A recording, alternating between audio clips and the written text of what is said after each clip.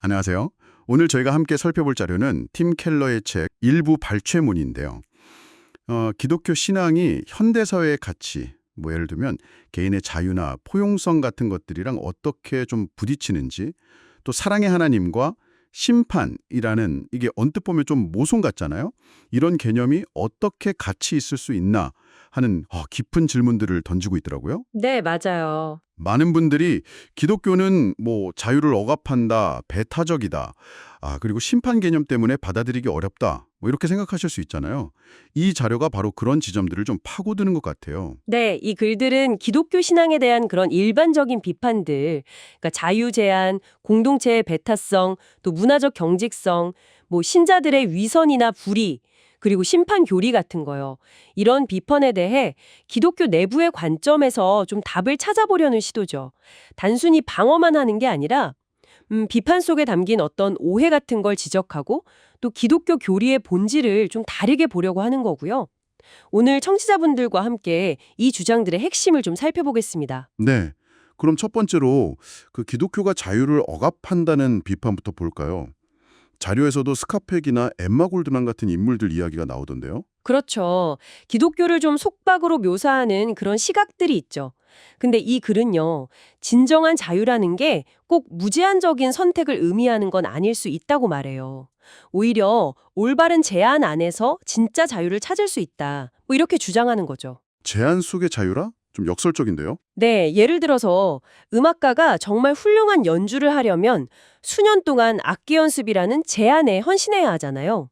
아니면 물고기가 물이라는 제한 속에서만 자유롭게 살 수 있는 것처럼요. 비유는 알겠는데 사랑의 관계도 예로 들었죠. 맞아요. 깊은 관계를 맺으려면 결국 내 독립성, 내 자유를 어느 정도는 포기해야 하는 제한이 따라오잖아요.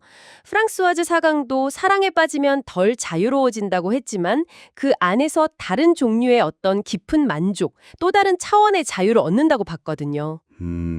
그러니까 어떤 가치를 위한 제한이 오히려 더 큰 자유로 이어질 수도 있다. 이런 관점이군요. 네, 바로 그겁니다. 어떤 것에 헌신함으로써 얻게 되는 자유인 거죠. 이 자유에 대한 관점이 공동체를 보는 방식하고도 연결되는 것 같아요. 기독교 공동체가 좀 배타적이다. 이런 비판도 정말 흔하잖아요. 모든 사람한테 열려 있어야 진짜 공동체 아니냐, 이런 이야기요. 네, 그렇죠. 아주 흔한 비판이죠. 그런데 이 글은 여기서 한 발 더 나가서요. 어떤 인간 공동체도 완벽하게 포용적일 수는 없다고 지적해요. 모든 공동체는 결국 공유하는 핵심 신념이나 가치가 있고 이게 자연스럽게 구성원이랑 비구성원을 나누는 경계를 만든다는 거예요. 하긴 그렇겠네요. 어떤 모임이든 기준이 있으니까요. 네. 예를 들어서 동성애자 커뮤니티 센터 이사가 갑자기 동성애는 죄라고 주장한다거나 아니면 반대로 동성애 반대단체 간부가 자기 자녀의 동성결혼 권리를 지지한다면 결국 그 공동체를 떠나야 할 시점이 올 거라는 거죠. 맞는 말이네요. 그래서 중요한 건 배타성 그 자체가 아니라 그 공동체 바깥의 사람들을 어떻게 대하느냐는 거예요. 지배하고 공격하느냐 아니면 사랑하고 섬기느냐 이 태도의 문제로 초점을 옮기는 거죠. 그렇군요. 태도의 문제다. 다음으로 넘어가서 기독교가 서구 문화를 강요한다는 비판도 있잖아요. 네.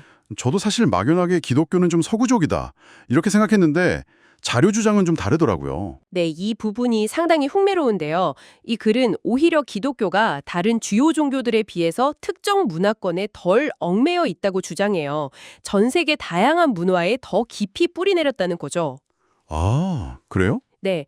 예를 들어 이슬람이나 힌두교, 불교는 그 발상지가 여전히 중심 역할을 하잖아요.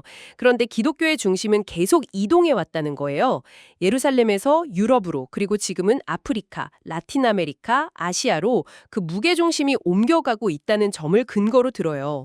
그건 몰랐네요. 특히 아프리카 학자 라민사네라는 분의 말을 인용하는데 성경이 현지 언어로 번역되면서 오히려 그 지역 사람들이 자기 문화 정체성을 잃지 않고 새롭게 발견하게 됐다는 거예요. 오히려요? 네.